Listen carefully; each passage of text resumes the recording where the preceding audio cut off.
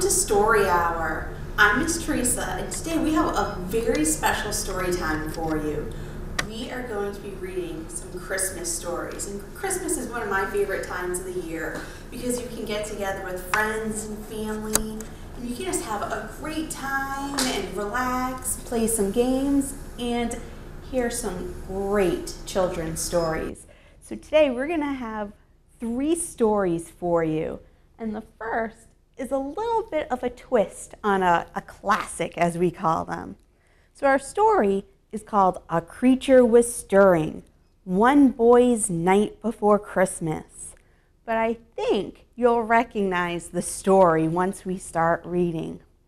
So let's find out what happens one night before Christmas. A Creature Was Stirring, One Boy's Night Before Christmas by Clement C. Moore and Carter Goodrich. You all know this tale, but read this, you'll see. One creature was stirring, and that creature was me. 'Twas the night before Christmas, when all through the house not a creature was stirring, not even a mouse. The stockings were hung by the chimney with care, in hopes that St. Nicholas soon would be there. I don't want to butt in, but I'm wide awake, and in Santa's book, that's a naughty mistake. Uh-oh, you have one friend, one little boy, who is wide awake. The children were nestled all snug in their beds, while visions of sugar plums danced in their heads, and Mama in her kerchief and I in my cap had just settled our brains for a long winter's nap. How can they sleep? I sure wish I could. He'll write in that book. He'll write, I'm no good. There he is, still wide awake. When out on the lawn, there arose such a clatter.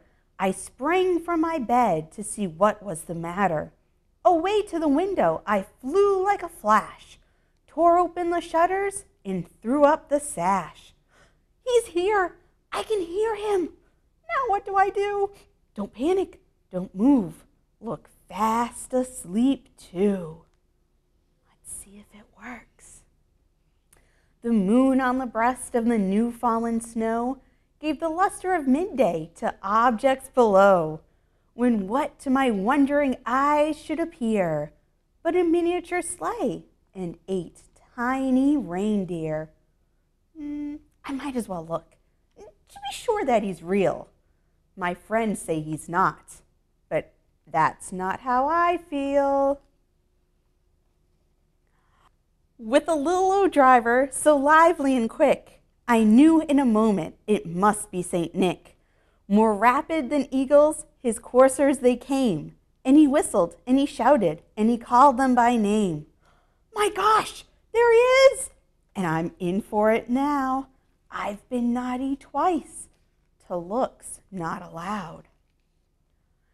Now Dasher, now Dancer, now Prancer and Vixen, on Comet, on Cupid, on Donner and Blitzen, to the top of the porch, to the top of the wall. Now dash away, dash away, dash away all. They're coming up now. They're moving this way. St. Nicholas, toys, reindeer, and sleigh. Get our little friend peeking out the window. As dry leaves that before the wild hurricane fly, when they meet with an obstacle mount to the sky. So up to the house top the coursers they flew, with the sleigh full of toys and St. Nicholas too. Okay, try and calm down and climb back in bed. Don't look like you're breathing. Pretend that you're dead. There he is. I don't think he's gonna fool Santa though. And then, in a twinkling, I heard on the roof the prancing and pawing of each little hoof. As I drew in my head and was turning around, down the chimney St. Nicholas came with a bound. Here comes Santa down that chimney, and look who else is being a little naughty. I think Dad crept out of bed to see what was going on. And Here's our little friend peeking out the window. He says he's landed above. His sleigh's just outside. Wow, look at that thing. Oh man, what a ride. And he was dressed all in fur from his head to his foot, and his clothes were all tarnished with ashes and soot. A bundle of toys he had flung on his back, and he looked like a peddler just opening his pack. That sleigh is still moving, if I'm not mistaken. Didn't he put that sleigh parking brake on? Uh-oh, what is our friend going to do? His eyes, how they twinkled, his dimples, how merry. His cheeks were like roses, his nose like a cherry. His droll little mouth was drawn up like a bow, and the beard of his chin was as white as the snow. Uh-oh, what is our friend doing? Why is he in Santa's sleigh? Oh, what was that rhyme? That command they all knew? He shouted it once, and this thing really flew. The stump of a pipe he held tight in his teeth, and the smoke encircled his head like a wreath. He had a broad face and a little round belly that shook when he laughed like a bowl full of jelly. Come on, Dasher, go, Comet. Do something, Cupid. That's it. Dash away. And, uh-oh, our friend looks like he's flying Santa's sleigh. He was chubby and plump, a right jolly old elf, and I laughed when I saw him in spite of myself. A wink of his eye and a twist of his head soon gave me to know I had nothing to dread. Okay, easy does it. Just put her down nice. If he catches me now, he'll write naughty thrice. 3 times. Our little friend has been a little bit naughty. He spoke not a word, but went straight to his work and filled all the stockings, then turned with a jerk, and laying his finger aside of his nose and giving a nod up the chimney he rose. Quick, back inside. Now, reindeer, you stay. That thing's safely parked. Let's keep it that way. He sprang to his sleigh, and to his team gave a whistle, and away they all flew like the down of a thistle. But I heard him exclaim, ere he drove out of sight, Happy Christmas to all, and to all a good night. And there's our friend waving as Santa Claus pulls away off to the next little boy or girl's house. The end. I hope you enjoyed that little twist on A Night Before Christmas. That's one of my favorite bedtime stories when I was little and it was Christmas time. So I hope you enjoyed that. Our next story is about someone I think a lot of you will recognize. It's that little mouse. That mouse from If You Give a Mouse a Cookie. This time we're going to find out what happens if you take a mouse to the movies. If You Take a Mouse to the Movies by Laura Numeroff. If you take a mouse to the movies, he'll ask you for some popcorn. You eat popcorn when you go to a movie. When you give him the popcorn, he'll want to string it all together. Look at that mouse making some popcorn garland. Then he'll want to hang it on the Christmas tree. You'll have to buy him one. Look at that great big tree that mouse wants. On the way home, he'll see a snowman in your neighbor's yard. He'll want to make one of his own. Then he'll need a carrot for a nose. When he's finished, he'll decide to build a fort. He'll ask you to help him. Look at that mouse's snowman. It's a snow mouse. Then he'll want to make some snowballs and have a snowball fight. Wow! Mouse and the little boy did a great job building that snow fort.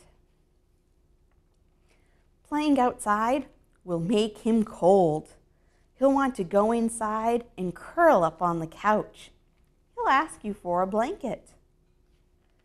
There he is, warming up under the lamp. Once he's nice and cozy, he'll want to listen to Christmas carols.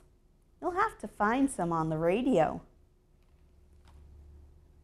Something tells me that little mouse isn't going to stay wrapped up in that blanket for very long once he hears the Christmas carols. There he is. He'll probably sing along.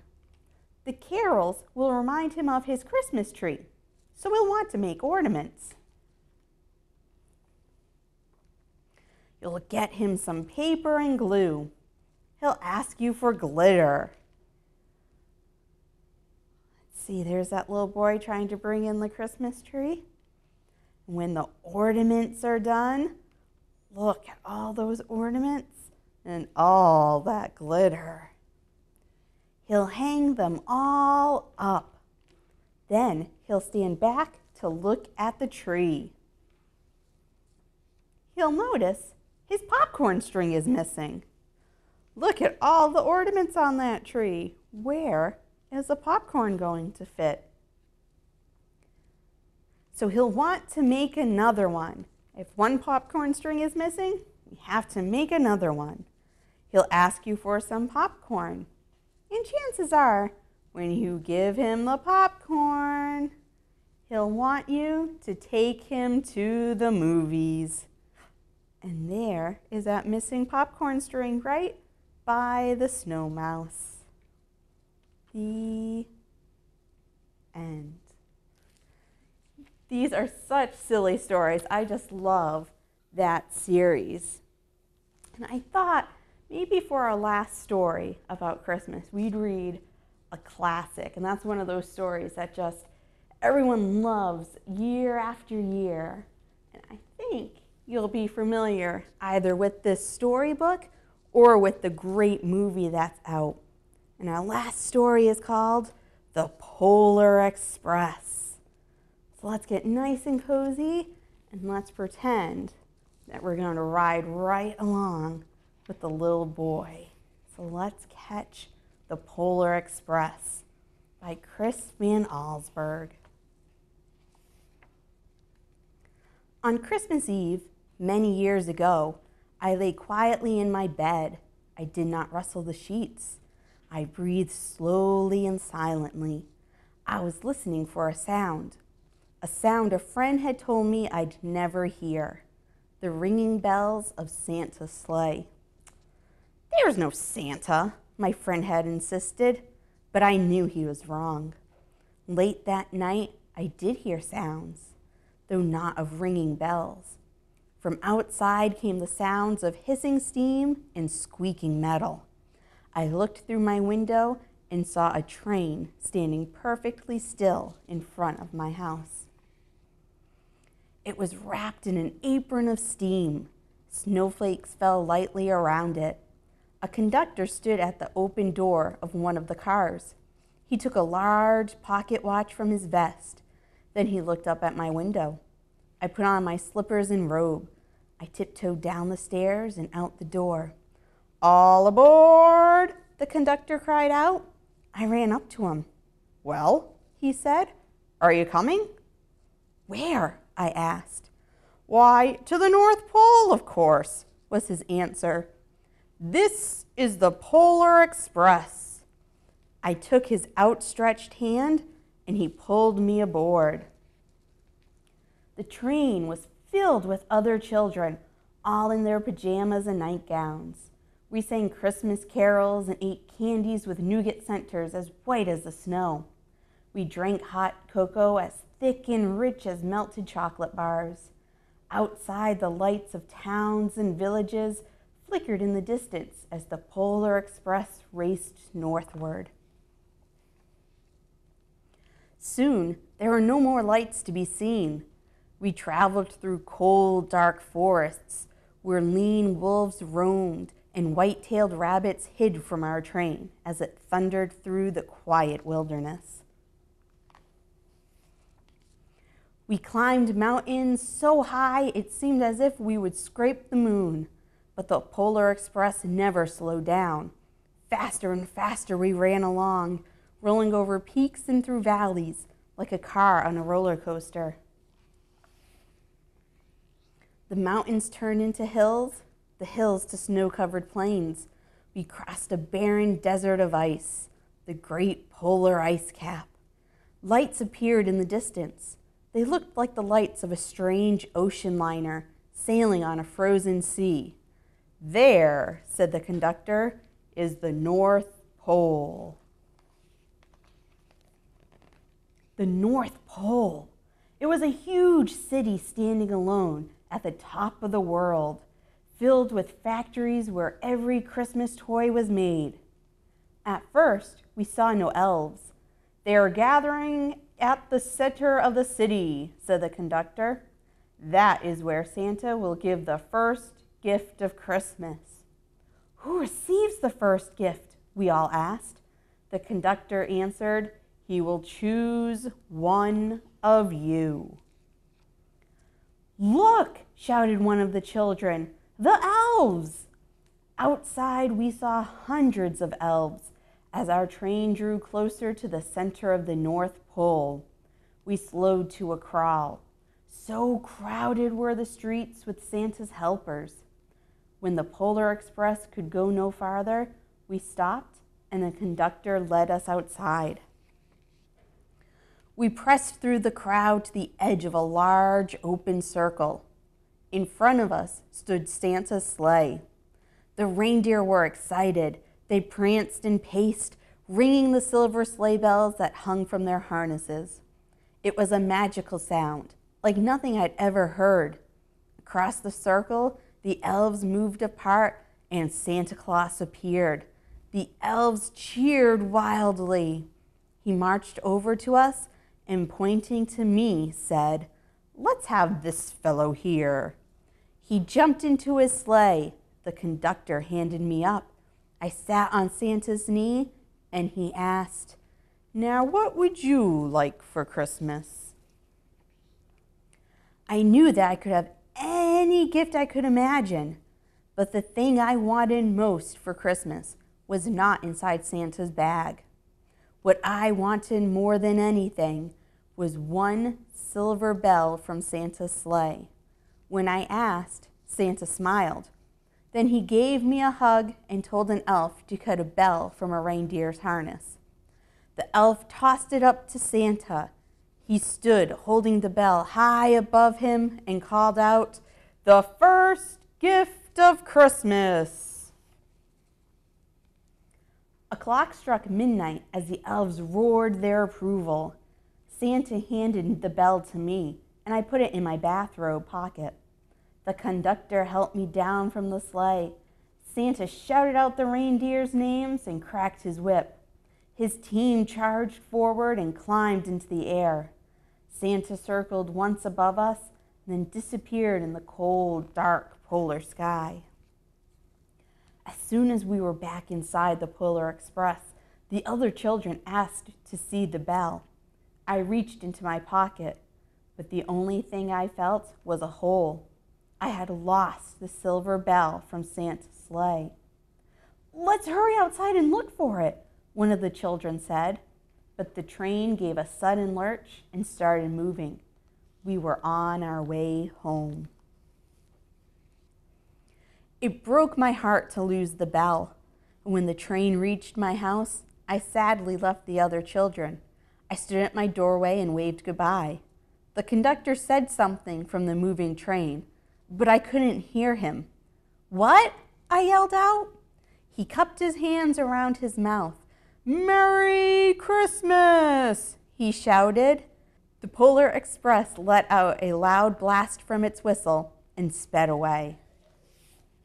On Christmas morning, my little sister Sarah and I opened our presents.